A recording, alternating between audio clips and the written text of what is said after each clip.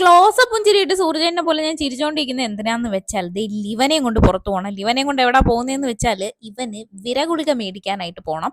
അപ്പൊ അതെ ഇവന് റെഡി ആയിട്ട് നിൽക്കുകയാണ്. ഇവന് ഞാൻ ഇട്ട് കൊടുത്ത ലോഷനാണ് ഇവന്റെ കയ്യിൽ ഇരിക്കുന്നത്. പക്ഷെ ഇവൻ എനിക്ക് തരുന്നില്ല. യൂഷ്വലി ഇവന് ലോഷൻ ഇട്ട് കൊടുക്കുന്നത് ഇവന്റെ ഡാഡയാണ്. ഡാഡക്കേ കൊടുക്കുള്ളൂ എന്ന് പറഞ്ഞ് ഇവൻ ഓടുന്നുണ്ട്. ഇവിടുന്ന് തൊട്ടപ്പുറത്താണ് കേട്ടോ പോകാനുള്ളത്.